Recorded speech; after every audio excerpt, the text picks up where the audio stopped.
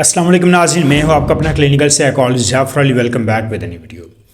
आज की वीडियो में हम डिस्कस करेंगे कि हमारी ज़िंदगी में कोई ना कोई ऐसा सानहा हादसा हो जाता है, एक ऐसी ट्रॉमेटिक सिचुएशन डेवलप हो जाती है। दिन की डिस्टर्बेंस के बाद हमें लगता है ज़िंदगी नॉर्मल हो गई है, मगर ज़िंदगी नॉर्मल नहीं होती।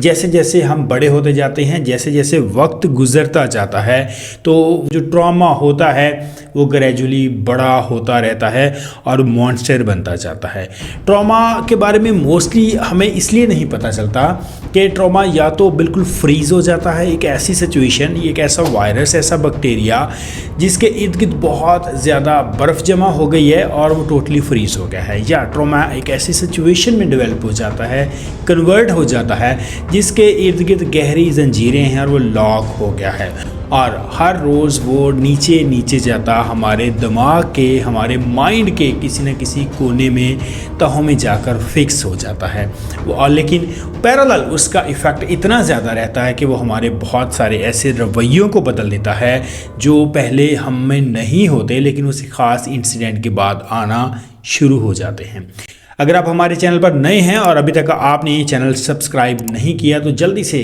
चैनल को सब्सक्राइब कर लीजिएगा, क्योंकि आपका एक सब्सक्राइब का क्लिक मेंटल हेल्थ को प्रमोट करने में हमारी हेल्प करेगा। ट्रॉमेटिक सिचुएशन जब इस तरह से डेवलप होती है तो हमें पता नहीं चल रहा होता, लेकिन आज की वीडियो में हम ये भी डिस्कस करेंगे कि ऐसे कौन से ख़ास रवैये हैं, बिहेवियर्स हैं जो आप ख़ुद में या किसी दूसरे पर्सन में देख सकते हैं और उसके बाद आप अंदाज़ा लगा सकते हैं भाई ये पर्सन एक ट्रॉमेटिक सिचुएशन से गुजरा है और उस ट्रॉमा के इफ़ेक्ट्स अभी भी इसकी लाइफ में हैं। बहुत सारे लोग अपनी ज़िंदगी में बारहा ये कोशिश करते हैं कि वो किसी तरह से इस ट्रॉमा से बाहर निकलें, लेकिन निकल नहीं पाते। और क्योंकि जैसे हमने डिस्कस किया कि वो चेन्स में लॉक वाला सीन होता है, अपने आप को निकाल नहीं पाते। और ट्रॉमा को रिकॉल करने का मतलब ये होता है कि अपने आप को दोबारा से उसी अज़ियत में से गुजारना अगेन बहुत एक पेनफुल होता है। इसलिए लोग अपने ट्रॉमा को संभाल कर रखते हैं, उसके ऊपर बहुत ज़्यादा बातचीत नहीं करते, उसको छुपा कर रखते हैं, लेकिन उससे तंग भी बहुत होते हैं कि किसी न किसी तरह से ये हील हो जाए। अगली वीडियो में हम ये भी डिस्कस करेंगे कि हम इस ट्रॉमेटिक सिचुएशन से किस तरह से निकल सकते हैं, इस एक फ्रीजिंग स्टेट को अनफ्रीज कर हम किस तरह से इससे छुटकारा पा सकते हैं। सबसे पहला जो बिहेवियर इसमें आता है, ट्रॉमेटिक सिचुएशन के बाद मोस्टली लोग बहुत सारी सिचुएशंस को अवॉइड करना शुरू कर देते हैं। अवॉइड करने का मतलब ये है कि वो उन जगह पर जाने से डरते हैं, कतराते हैं, वो अपने आप को अलग थलग कर लेते हैं। वो नहीं चाहते कि कोई और इस तरह का एक बुरा ट्रॉमेटिक सिचुएशन उनके साथ हो या कुछ और बुरा इस तरह से हो जाए जो उनके लिए और ज़्यादा पेनफुल हो। समटाइम लोग डर जाते हैं, उन्हें लगता है कि लोगों को बहुत ज़्यादा मेरी ऐसी सिचुएशन के बारे में पता है, क्योंकि वो अपने माइंड की इंटरनल सिचुएशन से, अपने माइंड की इनर आई से आउटर वर्ड्स को देख रहे होते हैं। जब बाहर की दुनिया को वैसे देखते हैं तो वो अपने आप को हाइड करना चाहते हैं। ऐसे लोग मोस्टली जो फैमिली इन्विटेशंस होते हैं उनको भी डिनाई करना शुरू कर देते हैं, फैमिली इवेंट्स में जाना बंद कर देते हैं, दोस्तों से मिलना बंद कर देते हैं, अपने सर्कल ऑफ लाइफ बहुत महदूद सा कर लेते हैं, अपनी ज़िंदगी को बहुत लिमिटेड कर लेते हैं और वो एक अपना कंफर्ट डेवलप कर लेते हैं। बारहा वो अपनी ज़िंदगी में ये चीज़ रियलाइज़ करते हैं कि काश उनकी ज़िंदगी पहले की तरह बहुत पुररौनक हो जाए, लेकिन उनको समझ नहीं आ पा रही होती कि वो किस तरह से ज़िंदगी को दोबारा से स्टार्ट करें। किसी ट्रॉमा के बाद बहुत सारे लोगों में कोग्निटिव इम्पेयरमेंट होना शुरू हो जाती है। कोग्निटिव इम्पेयरमेंट ये होती है कि आपकी सोचने समझने की, फोकस करने की, डिसीज़न करने की जो सलाहियत है वो इफ़ेक्ट होना शुरू हो जाती है। बहुत सारे लोग अपना फोकस खो बैठते हैं, वो बात कर रहे होते हैं तो लगता है कि वो किसी और जगह पर चले गए हैं, उनको बार बार वहाँ पर लाना पड़ता है। उनकी जो अमूमी डिसीज़न जो ज़िंदगी में बहुत क्विकली वो डिसीज़न बना लेते हैं, उनको वो फैसले करने में मुश्किल लगती है। उनको ऐसा लगता है कि उनकी सोच धुंधली सी हो गई है, उनकी सोचें जकड़ी सी गई हैं, वो खुलकर ज़िंदगी में जी नहीं पा रहे, सोच नहीं पा रहे। हाँ, बारहा उनको अपने उस ट्रॉमेटिक इंसिडेंट के बारे में या उससे मिलते जुलते किसी सूरत हाल के बारे में बहुत ज़्यादा बार बार ख्यालात आ रहे होते हैं जो उनको बहुत डिस्टर्ब भी कर रहे होते हैं। ट्रॉमेटिक सिचुएशन क्योंकि हमारे माइंड में हमेशा एकदम से इस तरह से रहती है शौरी तौर पर और कभी लाशौरी तौर पर कि वो एकदम से हरी भरी है, क्योंकि वो हर वक्त हमारे माइंड में एक ऐसी सिचुएशन को डेवलप किए रखता है कि कोई ना कोई ख़तरा है, तो हमारा माइंड भी बहुत अलर्ट स्टेट में रहता है। ट्रॉमा के बाद बहुत सारे लोग एक अजीब किस्म की विजिलेंट स्टेट में आ जाते हैं, एक अर्जेंसी में आ जाते हैं। ऐसे लगता है उनको जल्दी है, ऐसे लगता है वो हाइपर एक्टिव हो गए हैं, ऐसे लगता है कोई भी बाहर शोर गोगा हुआ है, कोई भी इस तरह से उनको पैगाम मिलता है जिसमें कोई एक इमरजेंसी की सिचुएशन, वो डर जाते हैं, वो जल्दी जल्दी चीज़ों के बारे में रिएक्ट करना शुरू कर देते हैं। बहुत सारे लोग देखकर ही अंदाज़ा लगा लेते हैं भाई इतनी बड़ी सूरत हाल नहीं थी जितना बड़ा इन्होंने अपनी फिजिकल अपीयरेंस से और अपने कोग्निटिव लेवल पर इस डर को वाज़ह किया है जितना वो उससे डर गए हैं।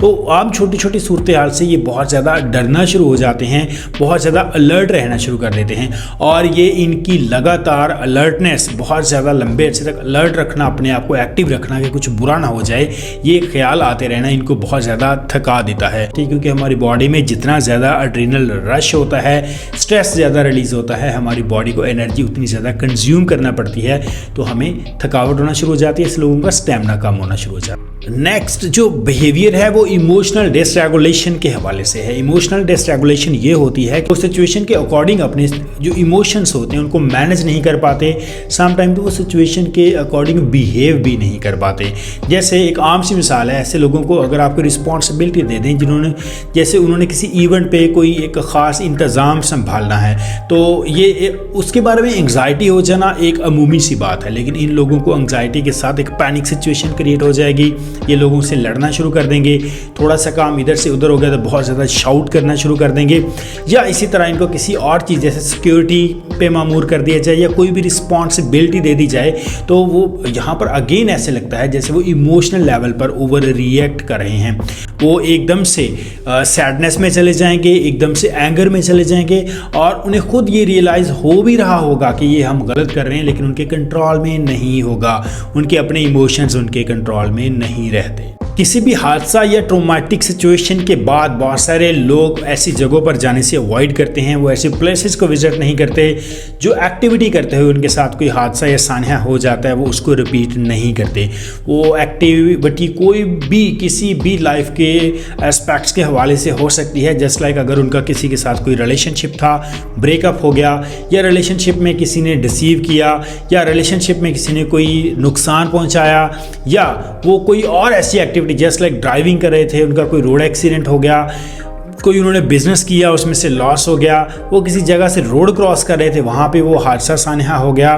या कोई और इमोशनल डैमेज हो गया उनका, तो वो कभी भी उसको रिपीट नहीं करेंगे आसानी से, वो उससे बहुत ज़्यादा अवॉइड करते रहेंगे, बहुत ज़्यादा कतराते रहेंगे। इवन के सम टाइम उस एक ख़ास इवेंट के बारे में या उस एक प्लेस के बारे में, एक्टिविटी के बारे में, उस रूटीन के बारे में